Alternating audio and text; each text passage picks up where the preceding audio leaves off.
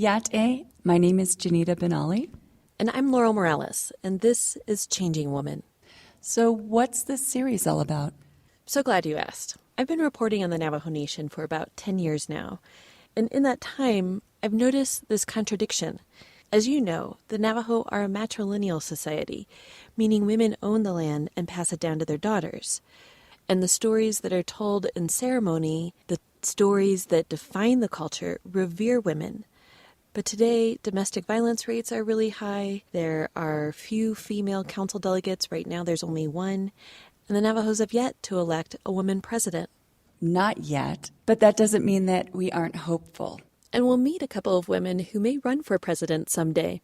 Anyway, I wanted to do a series about the modern Navajo woman. And I couldn't do that without talking about the coming-of-age ceremony. Our Kinalda, which is so important to our people. And that's where you and your daughter come in. Hi, I'm Dahi.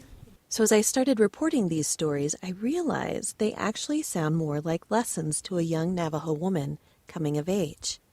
We'll learn about things like strength, courage, endurance, culture, and about being true to yourself. But first, let's talk about this coming-of-age ceremony. I never had a Kinalda. And it's the one thing that I really regret. I wasn't ever able to have that sacred connection. When I was ready to have a Kinalda, my grandmother died. It was one of the most difficult times ever for me personally. And so we put her into the ground, and we couldn't put the Kinalda cake into the ground. And so I've become really obsessed with all the girls that I know because I want to make sure that they are able to have a Kinalda and that they understand their important role as a woman. Trust me, believe me, my kids are going to have Kinaldas. Okay. So, Janita, I know the Kinalda happens after a girl's first period, but what all does it entail? There will be 4 days that the women and men can come in as well, and I think it really depends on which practitioners, because some practitioners say it's only for women to come in and help grind corn, but then I've also heard from other practitioners that men can come in, help grind corn, and also help to impart wisdom. There's running involved, and all of the family and the community come behind and support and run with the one who is Kinalda. Each day she will challenge herself to run a little further than her previous run. So, to the end of the fence the first day. I'm just kidding. Is there anything else involved? There is prayers. There's grinding of the corn. Janita breaks dried corn over a large, heavy stone that's been carved and smoothed by her ancestors. Then she uses a smaller stone to crush the corn until it becomes a fine dust. Being able to be the guardian of my grandmother's grinding stone, which was her grandmother's grinding stone, which was her grandmother's grinding stone, going back for so many generations, is one of the most spiritual connections that I think I've ever felt to my ancestors.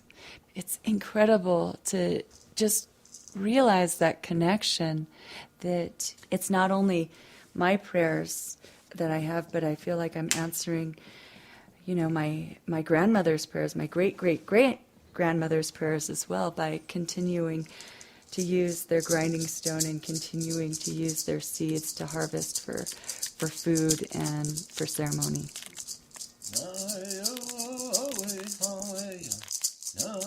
Janita continues to grind corn while her brother Clayson sings the songs of the holy people. They're preparing for Dahi's Kinalda.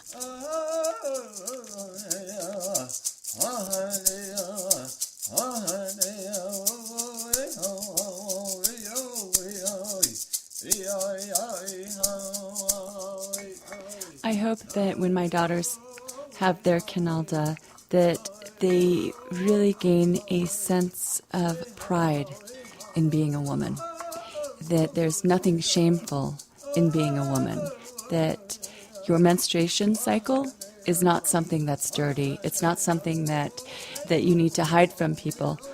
That in fact, that's a very powerful time. It's so powerful that you can't go to a ceremony. And so I want them to be aware of their power. And I feel like it's taken me a long time to really fully be aware of my power as a woman.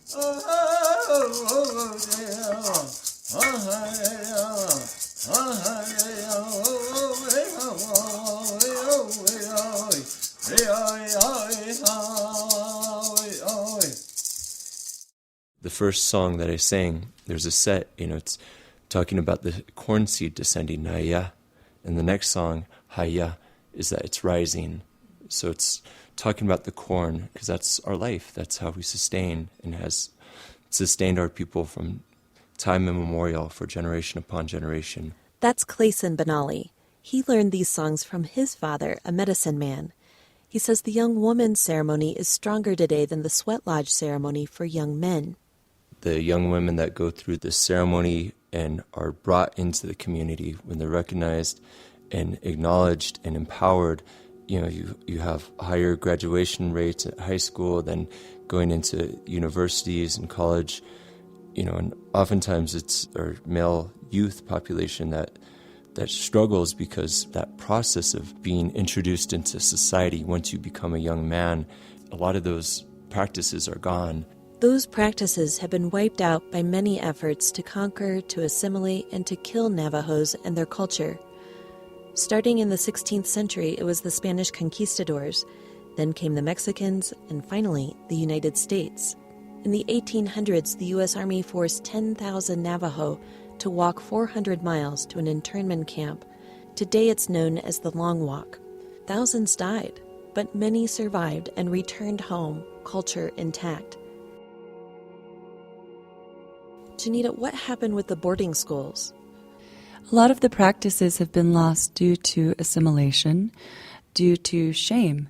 When children were taken to boarding schools off the reservation, a lot of them came of age during that time, but they didn't have the ceremony, they didn't have the prayers to empower that transformation. And so many of that generation was really fearful of continuing our culture, of teaching our cultural ways to the younger generation. So then a lot of our language was lost. So then a lot of the ceremonies were lost. And there's this big generation gap of people who didn't learn. Because of my family's connection to the church, they didn't have a Kinaaldá for myself or my sisters. In Tuba City, Christianity took hold of Adrian Lerma's family. But Lerma's mother and grandmother did teach her what it means to be a Navajo woman, how to be graceful and kind, accepting and loving, how to take care of her body. But it wasn't like this big family gathering. When it comes to like Navajo tradition, culture, ceremony, it's a family thing. Your whole family needs to be involved. And so we didn't have that. Mm-hmm. You seem a little sad about that. I am. I am sad about that.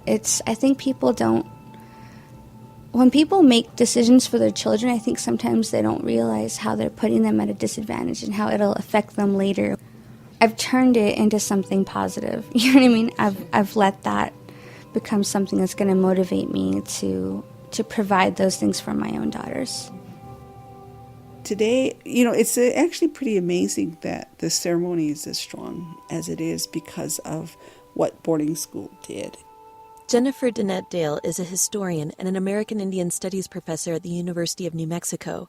She was at boarding school when she had her first period. As a child or a young woman, you were told or not told about what happens to your body, what changes happen, and I was never told, this is going to happen to your body. And so when it happened, I had no idea what was going on, and I was very ashamed because I had no idea, what this was. And so I didn't tell my mom. How do you even talk about something when the boarding school education has caused gaps and shame about your body?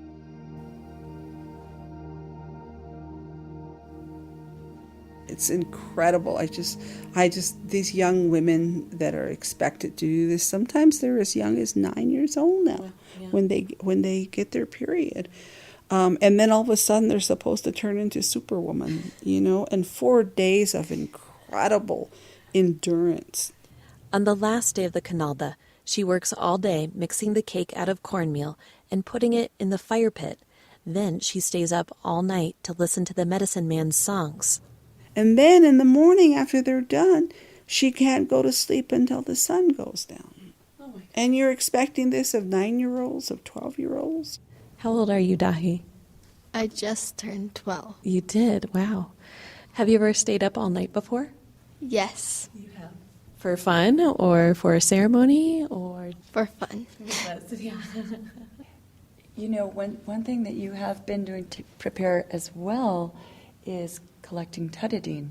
How do you collect corn pollen? You have a bowl and you gently tap the tassels that are open and the tutidine falls into the bowl.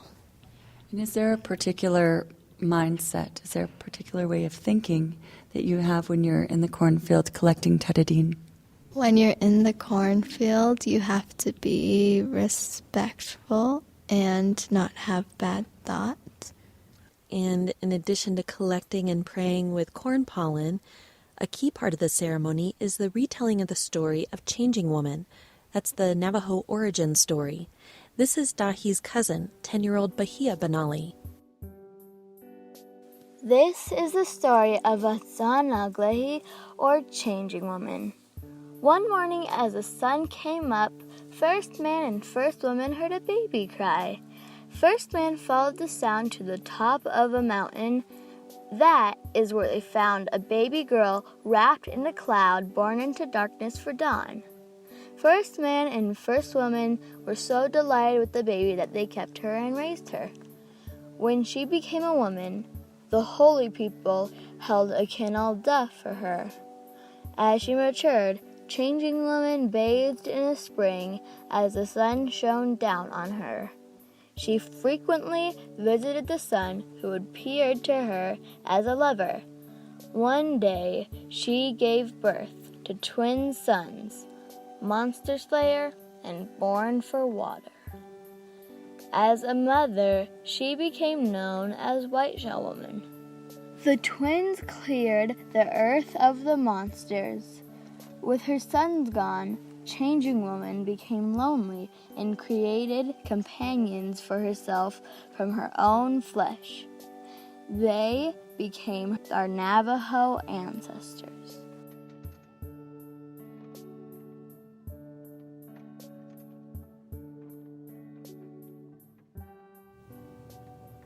We have done the ceremonies for our daughters. We have done the ceremonies for our granddaughters. Again, historian Jennifer Dennett Dale. And it's a real time of bringing a community together. It's a real time of this is what the men do. This is what the women do, And so there's a network of support and encouragement and celebration for the young woman from her community of relatives. And I think that's one of the most wonderful things that happens. And when the medicine man comes, or medicine woman comes, and sings the songs of blessing way of all the songs that the holy people sang when they came to the first Kinalda, it's inspiring and it's revitalization. And I never fail to completely feel so much gratitude for and a remembrance for our holy people.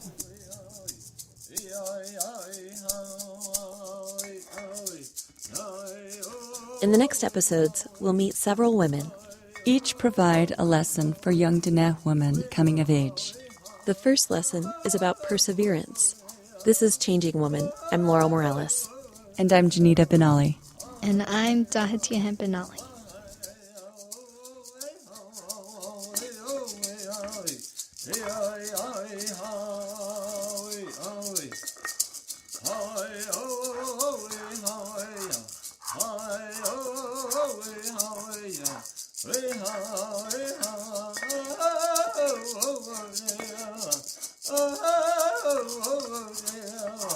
Oh,